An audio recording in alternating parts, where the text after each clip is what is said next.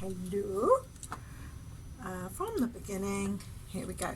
Hello, I'm Reverend Sarah Wright. I'm a hospital chaplain based at Glenfield and the Bradgate Mental Health Unit. And I'm going to be looking at mental health safety valves and how those become really in focus in this time of the pandemic. To do that, I'm going to start by telling you about my mum and the pressure cooker. You see, she didn't get the safety valve on the top of the pressure cooker right. And the pressure built and built and built until the whole thing exploded. And that stayed with me. And it's made me realise just how important it is to have safety valves in our own lives to deal with the pressures we face every day. So have a think about what your safety valves are. And be aware that for some people in emergencies, those safety valves are not the best of things. So what do you do if you can't get to use your safety valves? What if you can't get out?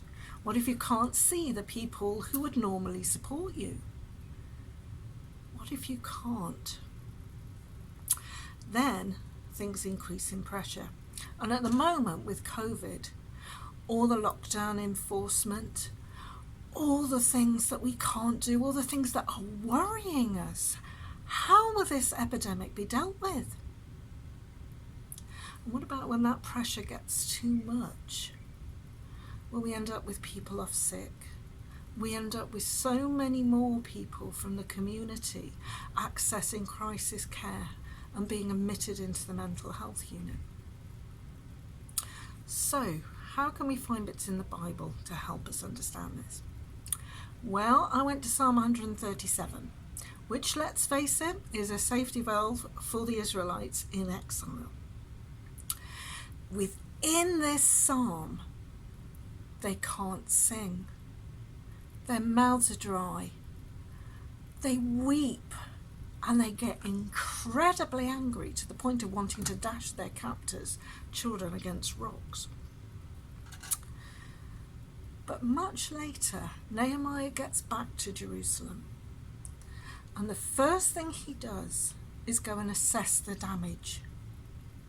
In this world, as we come through the pandemic, we're going to need to assess what damage there is. So what damage have you noticed within your congregation, within your wider community and parish? What things are people finding are a problem? And then Ezra, again in the book of Nehemiah, he brings the word of God. The Levites teach the people about what it means. And Nehemiah reminds them, the joy of the Lord is our strength.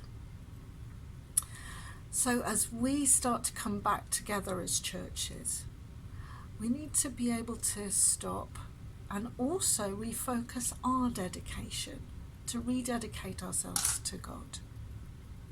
And finally, Psalm 126, the Psalm of the exiles returning to Jerusalem.